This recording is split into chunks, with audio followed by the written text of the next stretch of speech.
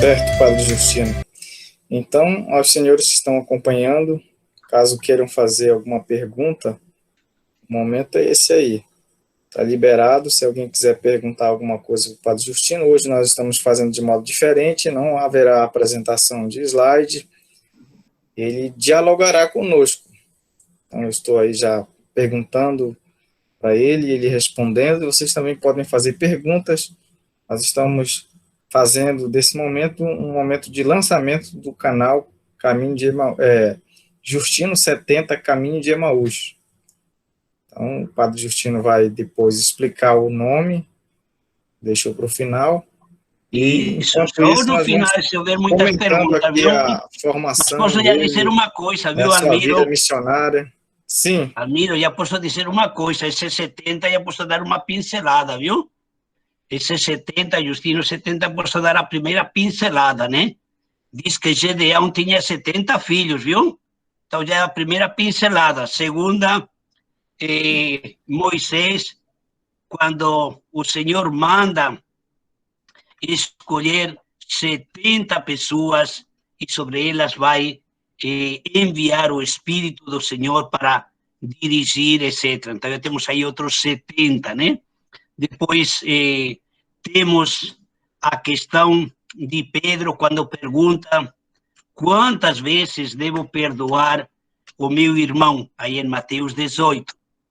Quantas vezes devo perdoar? 7 vezes. E aí diz, não digo 7 vezes, sino até 70 vezes 7, viu? Então, temos aí 70 vezes 7, que ele, o Papa Francisco diz, ele nos perdoa 70 vezes, né? E depois temos outro elemento aí dos 70, que é os 70 que Jesus enviou, né? Lucas, capítulo 10, aí envia outros 70, né? Então, e depois nós que fazemos parte também de outros muitos 70, etc, etc. E depois outra coisa que se descobre a certa idade é que diz o Salmo, né? Que o homem, a mulher, vivem 70 anos, o mais robusto até 80, né? E agora, cientificamente, estão demonstrando que as mulheres vivem um pouquinho mais, os homens um pouquinho menos, mas estão por aí, 77, 78, agora parece que diminuiu um pouco, então é uma idade feliz essa dos 70 anos, viu? E a prioridade tem essas vantagens, poder falar assim não é coisa pouca, né? Chegar aos 70 é a grande alegria. A Vânia Santos quer fazer uma pergunta, Padre Justino. Pois não. Então, dona Vânia, a senhora pode ligar o microfone e fazer a pergunta oralmente.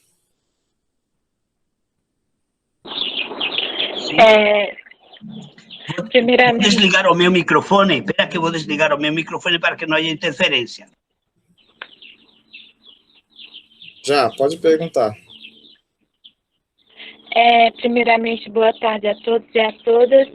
Não, assim, realmente, eu não sei se é bem assim uma pergunta o que eu vou fazer, mas assim, eu gostaria de saber do Padre Justino, esses tempos de caminhada e assim, esse tempo, eu gostaria de saber qual, nesse tempo de desafio que ele teve no caminho de Emaús, qual o principal objetivo, assim, que mais tocou nele, que deixou uma marca, assim, nessa caminhada, enquanto padre, enquanto caminho de Emaús, qual, assim, é o que mais tocou nele nesse principal, atual caminho de Emaús, nesse momento, assim, eu gostaria, qual o principal objetivo?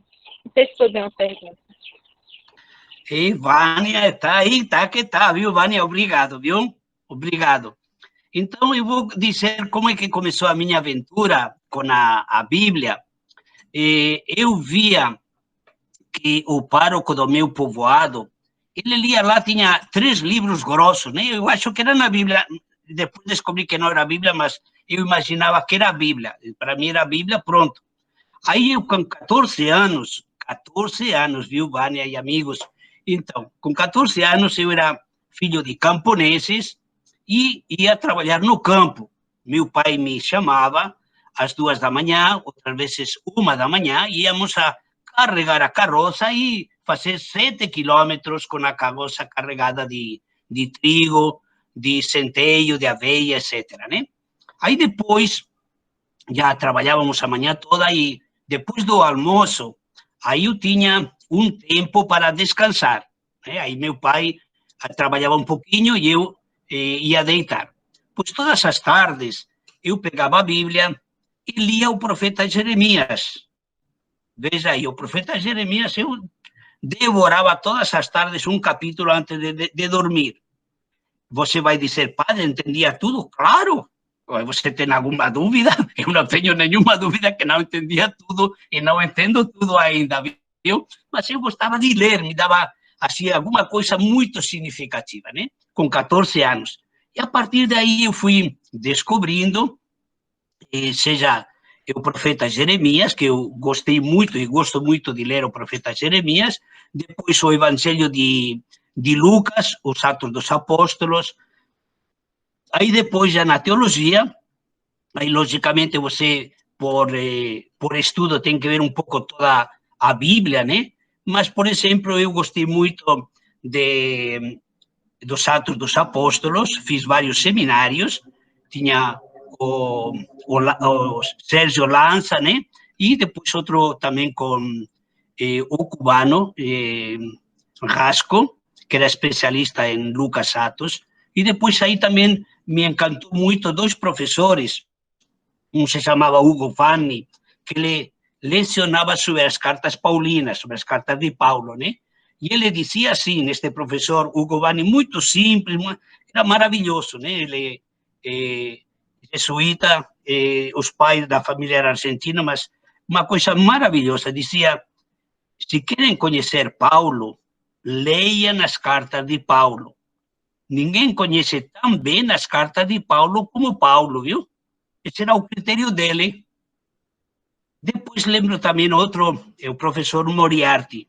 Moriarty era o professor sobre os sapienciais, o Cântico dos Cânticos, os Provérbios, Salmos, etc. Né? E aí ele nos animava dizendo que devíamos ler todos os livros antes de estudar o que ele estava pedindo. E ele nos animava a aprofundar os sapienciais. E ele dizia assim, disse, olha, eu não recomendaria a ninguém que fosse ordenado pastor ou padre ou na vida religiosa sem ter lido o Cântico dos Cânticos, viu? Esse era o que ele nos animava a ler lá. Aí, pronto, esses professores. Depois lembro outra coisa muito bonita, esse foi sobre evangelização, e era o professor Domenico Grasso. E aí houve uma leiga que, no final da aula, ele perguntou para ele o que aconselhava para as comunidades, né, para jovens ou para famílias, por onde começar a ler os evangelhos. Fez esta pergunta. Aí ele, em 1975, o Domenico Grasso disse assim, eu recomendo começar pelo Evangelho de João, porque o evangelho mais fácil, porque tem esses diálogos maravilhosos, etc. Né? Então, aí ficou para mim esse conselho de Domênico, né, sobre por onde convidar as pessoas, as comunidades, a ler os evangelhos. Mas vejam que coisa aconteceu depois, isso era 1975, no ano 2000, eu estava em Barcelona, estava fazendo os créditos de doutorado em Bíblia, né? E aí o professor José Oriol Tuní, especialista no Evangelho de João, leva mais de 40 anos trabalhando no Evangelho de João, né? Então aí a gente pode continuar. Aí ele disse assim, estava num seminário, e ele disse, olha, o evangelho mais difícil é o Evangelho de João. Aí eu me toquei, digo, como? Em 75, disse Domênico Grasso, que era o mais fácil, e agora é o mais difícil. E aí ele disse, sim. Digo, pode explicar por quê? Disse, olha, e tem aqueles diálogos maravilhosos do Evangelho.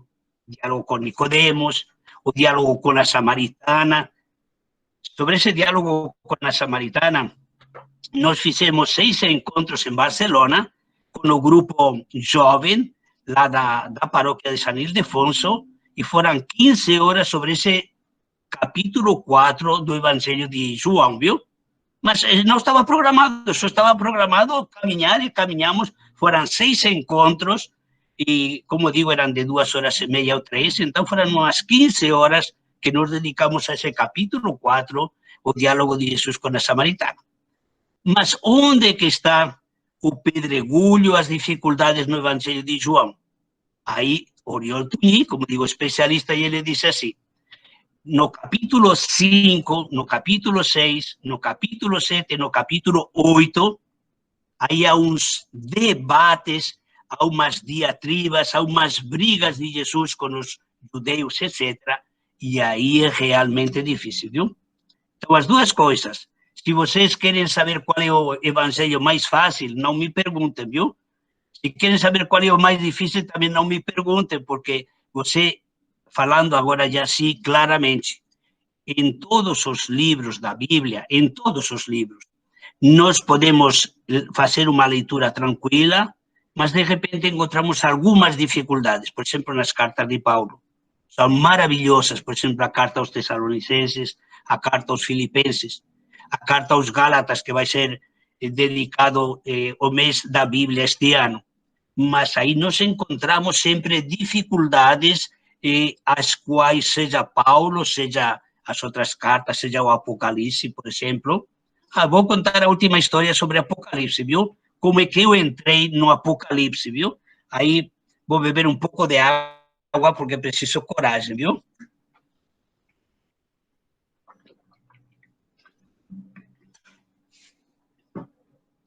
Em 1980, eu estava fazendo a tese de licenciatura em Granada. Eu passei lá um semestre e eu ia pelas manhãs, pedia os livros, pedia aqueles livros grossos lá do Vaticano II, e o pessoal ficava maravilhado daquele estudante, Justino, que tinha aqueles livros grossos na frente, né? Ficava lá até 2 da tarde.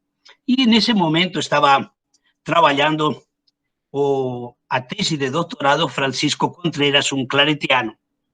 E Justino pensou em 1980, pensou o que pensou Justino, viu? Pensou e depois pensou também, viu? Então pensava que maneira de perder o tempo, viu? Eu pensei deste professor, né? Francisco Contreras, depois se tornou meu amigo também, nos tornamos amigos. Então pensei, digo, Francisco Contreras Molina realmente está perdendo tempo, uma tese de doutorado sobre o espírito no Apocalipse, né? Era a tese dele, né? Depois eu li várias vezes, muito bem.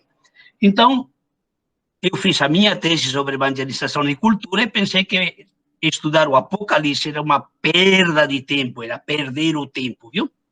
Então, pronto, vou para Salvador da Bahia, fiz 2 cursos de escola de fé e vida na paróquia, e um curso era para catequistas e outro curso era para animadores de comunidades. Os animadores eram 80, esse era um curso, e depois o outro curso era para catequistas, 102 catequistas da paróquia Nossa Senhora Auxiliadora. Aí eu acabei o curso e, como fazia sempre, eu ofertava uma disciplina, uma matéria, etc., né? E depois perguntava, fazia avaliação, o que vocês querem aprofundar. E aí eu me danei, como se diz no popular. Por quê? Porque quando perguntei o que eles queriam, foram 28 grupos que se tinham formado, e todos os grupos, os 28 grupos, só disseram uma única palavra: Apocalipse. Aí Justino estava entre a espada e a parede. Aí eu disse, gente, eu não tenho resposta, viu? Não tenho nem proposta, nem resposta, e não sei como responder. Digo, me deem tempo. Aí passaram 2 anos e eu não tinha ainda resposta, né? Mas eu digo, Justino, eu estava dando um curso lá em Paulo Afonso para 50 agentes de pastoral, padres, irmãs, leigos. E aí eu disse, Justino, toma coragem e dá uma resposta. São 200 pessoas que pediram o curso sobre Apocalipse. Aí, eu estava dando aquele curso lá de formação, e pela manhã acordei, já era o último dia que tínhamos lá, acordei cedo, com uma inspiração, sem lavar o rosto, sem nada, sem tomar banho, escrevi lá 4 ou 5 coisas, e a primeira coisa que eu escrevi foi: Justino, voltando a Salvador, você vai visitar a Paulus, vai visitar as Vozes, você vai visitar as Paulinas, vai comprar 5 livros sobre Apocalipse e vai dar o curso. Acabou. Aí eu voltei, tomei essa decisão, fui para lá, comprei 4, 5 livros, e depois, em dezembro de 93, aí já ofereci para a equipe de animação bíblica que tínhamos criado na paróquia, 12 pessoas, digo, vocês querem dar um curso sobre Apocalipse? Fazemos 4 encontros e depois fazemos um mutirão. Pois saiu, aí fizemos os encontros e depois oferecemos o curso para setor matriz e para setor Sussurana. No setor matriz foram 70 pessoas e 10 crianças, e eu faço sempre participar as crianças. Quem está lá na sala, participa todo mundo. Então, tinha 10 crianças, aí eu fiz participar elas, etc, etc. Depois vi que isso era maravilhoso. Convidamos no setor Sussurana que viessem as crianças também. E no setor Sussurana tivemos 150 jovens e adultos e 75 crianças ao mesmo tempo. Aí foi maravilhoso, porque fazíamos um quebra-cabeças gigante para as crianças. À meia-noite eu estava fazendo quebra-cabeças, né? Uma frase da bem-aventurança do Apocalipse, e depois colocava em várias cores, vermelho, azul, amarelo e tal, preto, e depois cortava, e era só pegar, colocar cor com cor, porque eram crianças pequenas, 5 ou 6 anos, que não sabiam ler nem escrever, mas era bonito, viu? Juntar as cores, pronto. Aí, um dia, era Raquel que coordenava um pouco as crianças, um dia eu fui para lá, aí encontro 2 criancinhas pequenas, de 5 ou 6 anos, um menino e uma menina. E a menina estava dando assim uma cotovelada ao menino, disse que não, menino, disse, isso não vai aqui embaixo, vai lá em cima. E como é que a criancinha sabia que isso ia lá em cima? Porque eu tinha dado uma espécie de dicas para eles. Então, abria aspas, vermelho lá em cima grande, e vermelho lá aqui embaixo quando fechavam. E ela estava dizendo as aspas que abriam lá em cima, tudo vermelho, e depois embaixo e fechavam, né? Então aí, pronto, foi uma coisa maravilhosa, foram 180 horas no setor matriz e 180 horas no setor Sussurana, e com a equipe de animação bíblica. Não foi só Padre Justino, foi uma equipe de 12 pessoas, e posso dizer para vocês que eu tive uma grande alegria ao concluir o curso lá em Sussurana, com 150. Aquele dia tinha umas 300 pessoas na conclusão, porque convidamos as famílias, convidamos os jovens, convidamos todo mundo a participar na conclusão, né? Aquele dia tinha dona Janeide, que esta senhora, mãe de 3 filhos, um ano atrás, não sabia encontrar onde que estava Isaías. Aí no curso que eu estava dando, ela estava perdida, disse, padre, a minha Bíblia não tem Isaías. Mas como não vai ter Isaías? Vamos ver, senhora. Aí fui para lá, digo, vamos ver aqui, procure no meio da sua Bíblia está Isaías. Se não está nem no início, nem no final, não está Isaías. Aí digo, vamos para cá. Aí chega lá no Salmo, digo, um pouquinho para frente, aí um pouquinho, aí viu que está aí está Isaías. Esta senhora, o último dia, estava fazendo a acolhida de 300 pessoas na conclusão do curso bíblico sobre Apocalipse. A partir daí, eu me encantei com Apocalipse, fui para a Espanha e lá, pronto, vou fazer a tese sobre quê? A profecia no Apocalipse. Então, vai ser um pouco os caminhos por onde eu andei, os meus caminhos de Emaús, e onde fui encontrando pessoas que me animaram, pessoas que vamos dizer assim, me ofereceram capacitação, também estive em Santiago do Chile, etc., né? Então, a gente continua estudando até hoje, né? Seja o grego, seja o hebraico, né? A gente procura um pouco as línguas em que está escrita a Bíblia e depois como fazer uma tradução para as pessoas, as comunidades na língua de hoje, né? Então, esse foi um pouco, vamos dizer assim, a minha trajetória de caminho de Emaús, né? E a partir daquela palavra de Padre Antônio que me disse, leia os profetas, né? Então, quando eu estou em crise, leio os profetas. Quando não estou em crise, leio os profetas também. Quando quero me animar mais, leio os profetas. E quando eu quero animar outros, leio também os profetas, né? Então, aí, coisa maravilhosa, viu? Aí tem... Isaías, sobretudo, me encanta demais, né? Os capítulos 40 a 55, né? Aqui estou vendo uma... E espera ver que aí o bispo... Aí, só que você viu aí o chat? Espera aí, que eu vou ver o chat. Padre Justino, um abraço do Bispo Renato da Fraternidade Amigos do Evangelho. Minha pergunta, como a Bíblia pode ajudar no diálogo ecumênico? Aí você já tinha visto isso, Almiro? Ou não tinha chegado aí? Não, foi colocado agora há pouco, né? Foi colocado agora, né? Sim, Então, o senhor pode responder, né, agora. vou responder agora, né? Então, vou tomar coragem. Né? Para responder essa pergunta difícil. Tomar coragem, né? Então, desde aí, Bispo Renato, grande amigo, e todos vocês, em primeiro lugar, podemos dizer assim, que nós, digo nós em geral, os que estudam a teologia, etc., né? Nos explicam mais vezes os problemas ou as dificuldades que houve a respeito da Bíblia. Por exemplo, a respeito dos evangelhos, começam imediatamente com todas as questões das cristologias e as heresias que houve a respeito, né? Só para dizer aí, vou contar uma pequena história.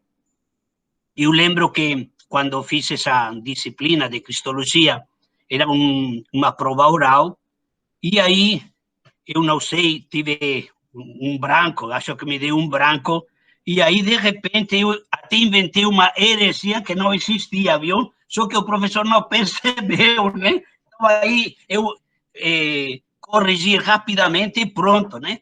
Mas quero dizer que, geralmente, ao longo, quando se faz história da igreja, etc., se foca bastante nesses momentos que foram, vamos dizer assim, situações ou dificuldades de não entendimento ou de vários entendimentos, etc., né? E, às vezes, ficamos com essa impressão de que, ao longo da história, houve problemas, problemas e problemas, né? Então, eu gostaria de dizer o contrário, de mostrar como a Bíblia e tanto todas as outras disciplinas, se sabemos enfocar bem, podemos dar todo um viés positivo de encontro. Vejam aí, lembro as palavras de Milton Svantes.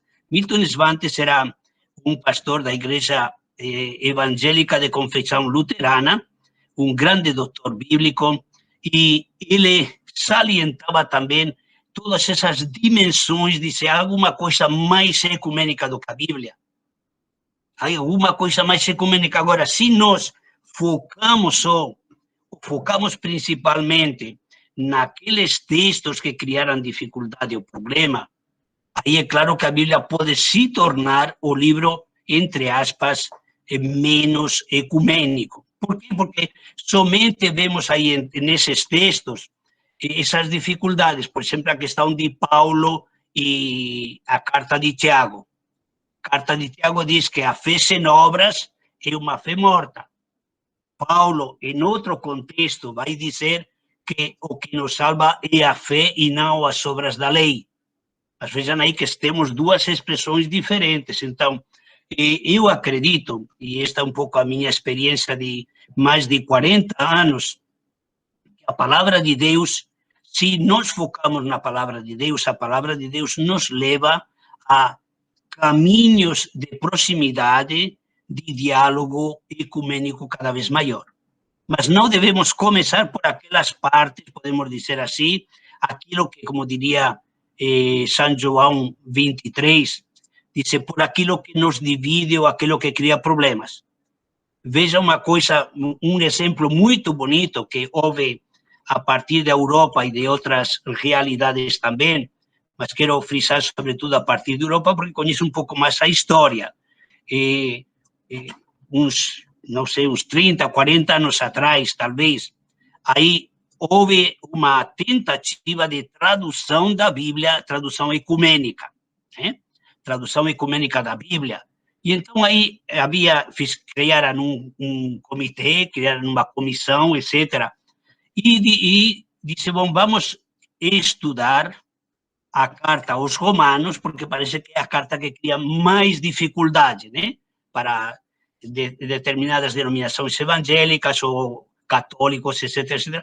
E depois perceberam que não havia tais problemas ou não havia tal dificuldade como essas pessoas estavam imaginando. E aí temos, por exemplo, aqui no Brasil, a chamada tradução ecumênica da Bíblia, que agora temos até a nova tradução ecumênica da Bíblia de 2020, que é aquela tradução da famosa tradução ecumênica bíblica, da tradução ecumênica bíblica da França.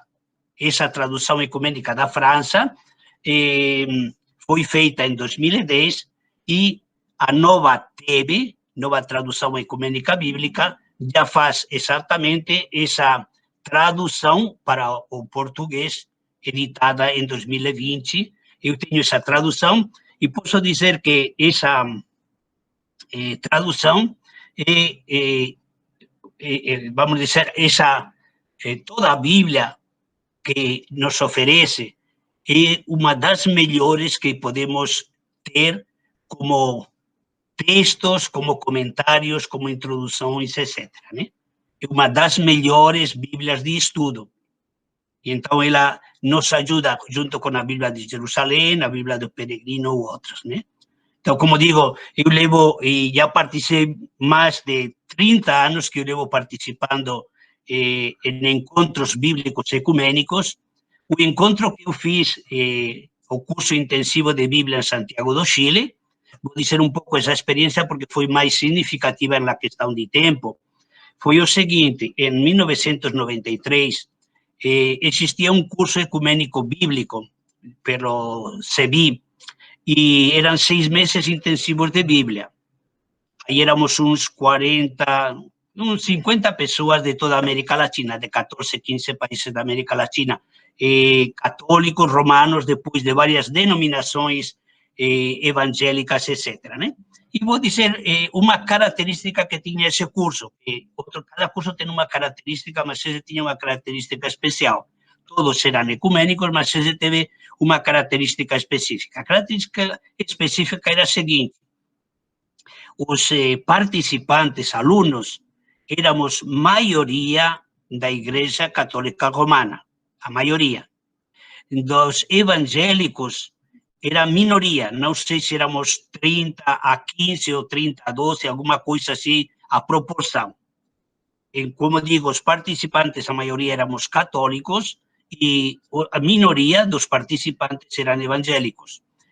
Ao contrário, os professores, maioria, 80, foram de várias igrejas, de várias denominações evangélicas, etc., e minoria, os professores católicos. E posso dizer que não tivemos problema nenhum. Tivemos vários problemas, mas nada disso aí, viu? Foram outros problemas de organização, de frio, isso sim, aí quase que a nossa turma de grego quase morre porque tinha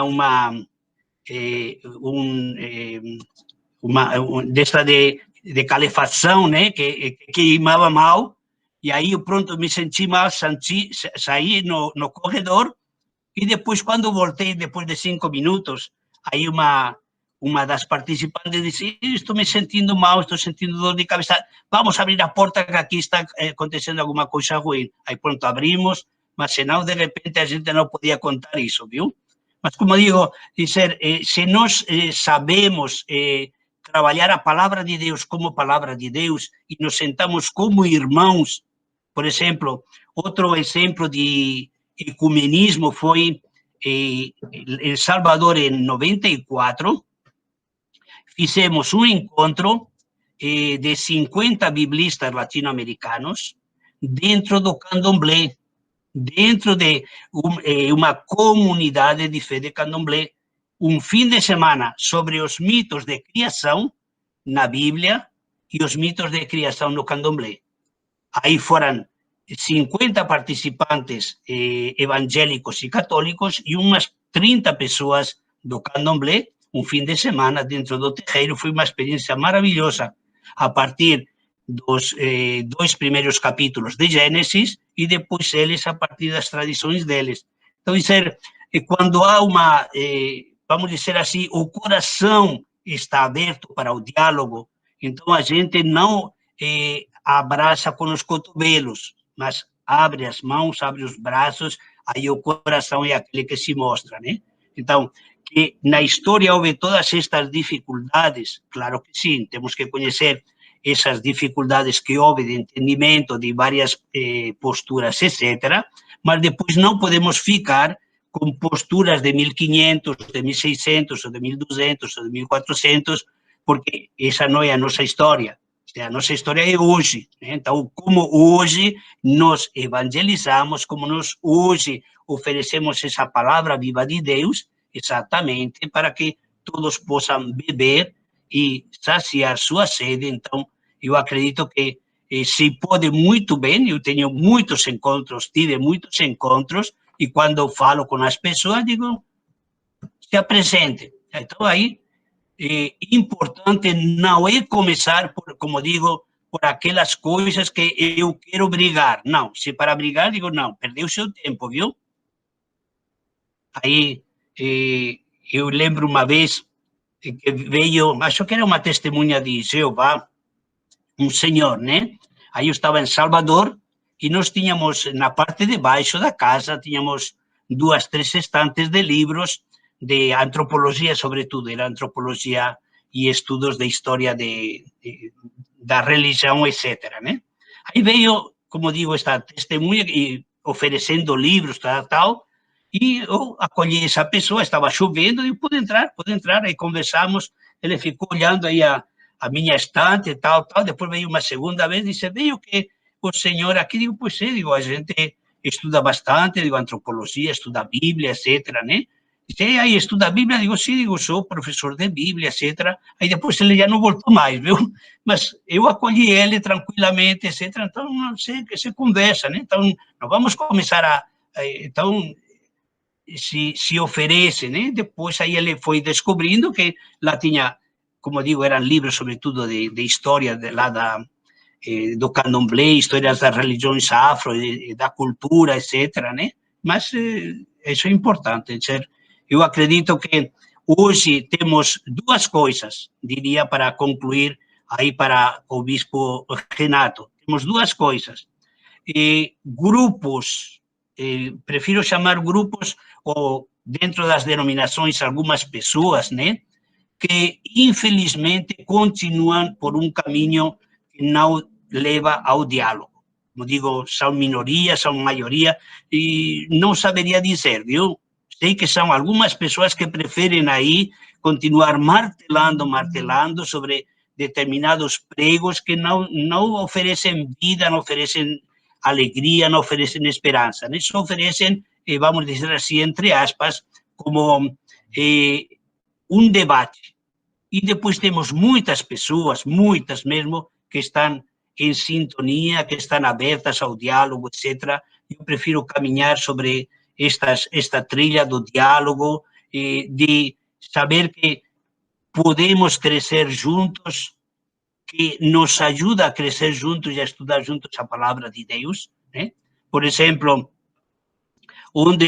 isso Vânia me perguntou, poderia contar outras histórias ainda, viu, Vânia e amigos? Eu encontrei o professor Milton Svantes, lá em Salvador, e o que me chamou a atenção, aqui tenho que tomar um tonificante,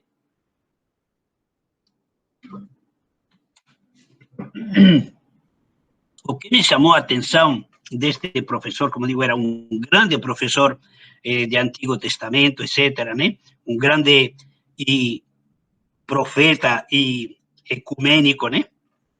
E o que me chamou a atenção dele foi o seguinte: ele estava dando lá na igreja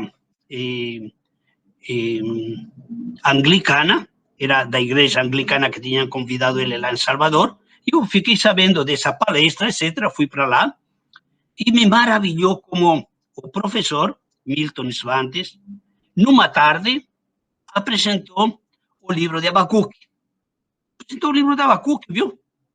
Me maravilhou, me encantou. Poxa vida, que coisa linda, viu? Então, dizer como se pode apresentar a palavra de Deus de uma maneira dinâmica, de uma maneira que te cativa, que te anima, e pronto, aí depois você vai ler e diz, olha, li o livro de Abacuque em 2, 3 horas, me animou, pronto.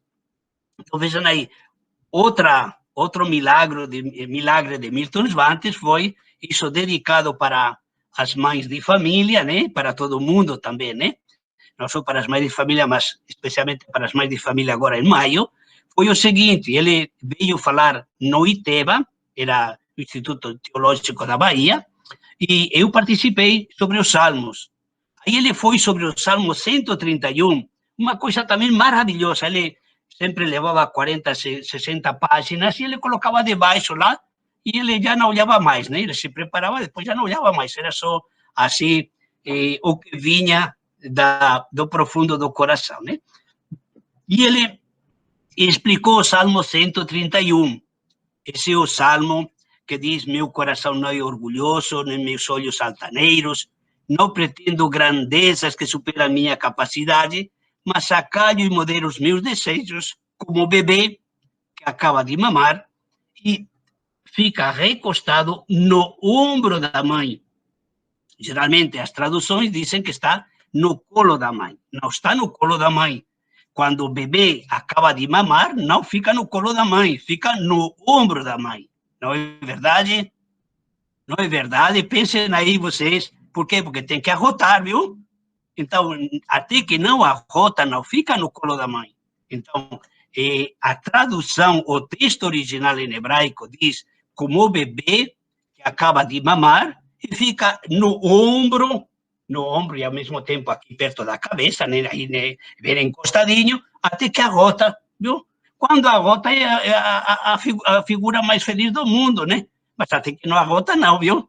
Então, como menino, bebê que acaba de mamar, arrotou e então pronto. É assim, feliz da vida, viu? Então, vejam aí, quando você conhece exatamente as raízes hebraicas, aí você pode traduzir exatamente isso aí. Ou quando você conhece o grego, por exemplo, vou dizer agora do grego como é importante conhecer bem essa língua, né? E na genealogia de Jesus, Mateus, capítulo 1, aí temos a genealogia de Jesus, diz origem de Jesus, o Cristo, filho de Davi, filho de Abraão. Aí Abraão gerou, e aí vai descendo, né? Abraão gerou tal. Aí depois chega ao pai de José. Jacó gerou José. Ok. Aí está o momento chave, versículo 16, 17, onde as traduções aí se perdem, diz que vão no grego, mas não chegam lá, viu? Copiam umas das outras. Então, aí diz o quê? Vejam que coisa linda, viu? E diz, Jacó gerou José, o esposo de Maria, e vou parar por aqui. As mulheres eram apresentadas a partir do esposo. Então, Maria, a esposa de José. Mas vejam aí que novidade grande traz Mateus. José, o esposo de Maria. Então, feministas, prestem atenção, viu? Porque aí é uma questão teológica muito séria. Então, José, o esposo de Maria, da qual foi gerado Jesus, o Cristo. Da qual, a partir da qual, a partir de Maria, foi gerado Jesus, o Cristo. As traduções, eu conferi o ano passado 50 traduções para o curso de Introdução à Sagrada Escritura e apresentei de 50 a 55 traduções, somente 3 faziam a tradução correta, da qual foi gerado Jesus, o Cristo. O que fazem as outras traduções? Da qual nasceu Jesus, o Cristo. Mas nesse momento não se está falando de nascer, está falando de gerar. Veja aí, a geração, a genealogia é gerar, aí os pais vão gerando, mas aí José não gera, mas é a partir de Maria que é gerado Jesus, o Cristo, e temos um passivo teológico gerado pela ação de Deus, pelo Espírito. Então, vejam aí, temos um texto muito bonito sobre a encarnação e as traduções falham nesse ponto. Vou beber um pouco d'água. Nós já estamos com o tempo esgotado, Padre Justino. Já são 16h33. Eu também, a minha voz está esgotada, portanto, só vou concluir aqui com este minuto. Só um minuto para concluir. Então, vejam bem, a tradução não é que nasceu, é claro que vai nascer, mas vai nascer a partir do versículo 18 a 25, que aí é um momento de dar à luz, etc. E nesse primeiro momento, o que o evangelista Mateus está salientando é que Jesus foi gerado a partir de Maria. Foi gerado, não que nasceu. Nesse momento não estamos já, nesse momento estamos no início, vamos dizer assim, da vida de Jesus, né? Da geração dele, depois mais tarde, depois 8, 9 meses, aí sim, ele vai nascer. Mas nesse momento, o evangelista Mateus está salientando que ele foi gerado, como foi gerado o rei Davi, como foi gerado todos os outros que estão aí nesta linha, mas não foi gerado de José, mas foi gerado a partir de Maria, etc. Viu? Então, e aí, vejam aí, o verbo gerar em voz passiva, né? Então, ajuda a entender um significado teológico profundo, que senão, então, pronto, nasceu. Claro que nasceu, mas não esse é o momento. O momento é de ser gerado. Então, são 2 momentos, o momento da geração e o momento do nascimento. Neste momento, o evangelista Mateus está frisando o primeiro momento, por isso tem toda a sua importância teológica. Vejam depois um texto paralelo, e já com isso eu concluo, de Evangelho de João, capítulo 1, versículo 14, o verbo se fez carne e habitou entre nós. Então, temos o mesmo paralelo, o verbo se fez carne e habitou entre nós. Então, não é o verbo nasceu, não. O verbo se fez carne, então, foi gerado, etc., né?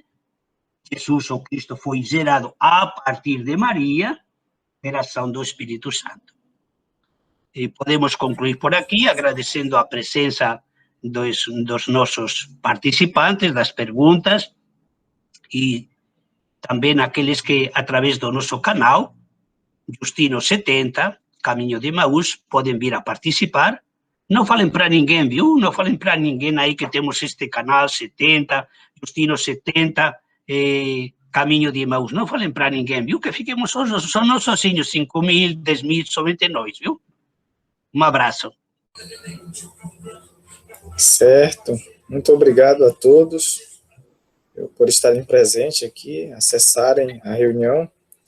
E nós convidamos a se inscreverem no canal, que será lançado. Vocês receberão o link, né, para acessar o canal lá no grupo Caminho de Emaús. Certamente, ainda hoje ou no máximo amanhã, a gente terá acesso a esse canal. Sim. Porque o Justino 70. Por que o Justino 70? Pois porque a vida aos 70 anos é maravilhosa. E são 70 os que enviaram Jesus a evangelizar, viu? Desses 2 motivos. Então eu já tinha falado. Já tinha falado, mas agora fiz o resumo, viu? Aos 70 anos a vida é maravilhosa e Jesus enviou. É verdade. 70. Eu sou testemunha disso. Mas não quer dizer que ele tenha 70 anos, né? Aí não quer dizer que ele tenha o que ele falou aí. O que eu tinha colocado ali é que seria... eu coloquei ali, cadê padre? Eu creio que seja referente às suas viagens. Bom, pode ser também, mas aí no caso pode ser as duas coisas, os 70 anos, os 70 anos vencendo os 70 anos para vencer os 70 anos, caindo os 70 anos para cair, e os 70 discípulos. Uhum. Eu tinha colocado sua idade, padre, que seria a sua idade. Você está perto, Domingos, viu? Está perto do reino de Deus, viu? Estão perto do reino de Deus, que pensa assim, viu? Ô, padre, e a todos eu estou muito maravilhado. Eu sou catequista, estou muito, muito maravilhado em poder participar. Eu aprendi bastante e eu gostaria de receber lá o trabalho que você fez, que tem as traduções. Eu acho que, para mim, como eu sempre procuro ler a Bíblia, estou sempre lendo, e vou entendendo aos poucos, e vou perguntando, e vou olhando aqui e ali, eu acho que esse seu trabalho aí dessas traduções, eu acho que ele ia me ajudar. Só como eu gosto muito do seu jeito que conta história. Então, deixa eu contar uma pequena história aqui, rapidinho, desculpa, gente. Eu, nos meus estudos bíblicos, eu lendo a Bíblia, aí tem lá, segundo o profeta. Aí eu ficava na Bíblia procurando esse profeta. Meu Deus, eu comecei a descobrir. Aí um dia um amigo disse para mim, rapaz, tu está perdendo tempo. Existe a Bíblia de Jerusalém que já tem tudo isso. Aí foi que eu conheci a Bíblia de Jerusalém. Beleza, mas assim que a gente vai aprendendo. E por você que já aprendeu muito. Eu já aprendi muito hoje. Obrigado, Padre.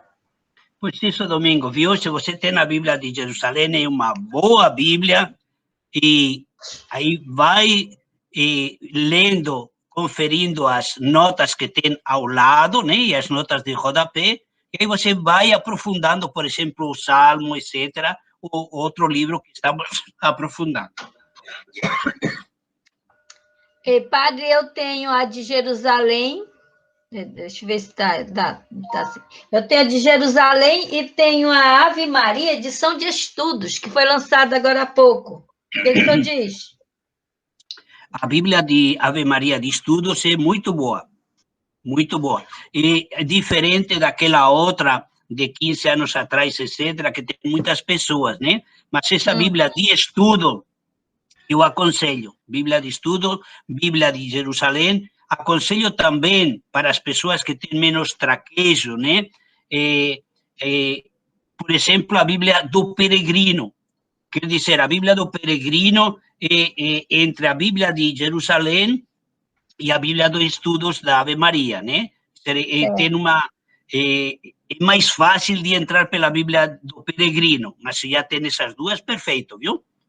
Maravilha. Leia, pode sublinhar, se costuma sublinhar, e os meus livros estão todos sublinhados, né? Minha irmã disse que eu estrago a Bíblia, mas vou fazer o quê? O meu jeito, viu?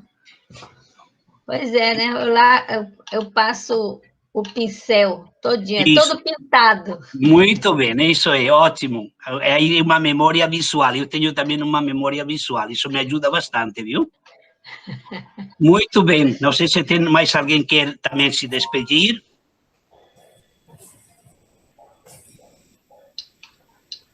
Então, Almiro, você quer fechar um pouquinho? Sim, aí então vamos finalizar e convidar a acessarem o canal, né? Convidá-los a acessar o canal que vai ser lançado. Vai ser colocado o link no grupo. Aí por lá você acessa, assiste aos vídeos e pode se inscrever e partilhar, né? Enviar para outras pessoas para que o canal possa crescer com o número de inscritos. Tá bom? Então, muito obrigado e que a gente possa refazer o caminho de Emaús, né, nos tempos de hoje e despertar as sementes da palavra, como diz o nosso slogan. Tá bom? Muito obrigado a todos. Tá? Obrigado. E já estou no aguardo aí do link. Tá bom. Obrigado. Então, Obrigado, até um bom mais. final de semana, viu? Um abraço. Isso. Tudo de bom para vocês. Até o próximo encontro. Um abraço.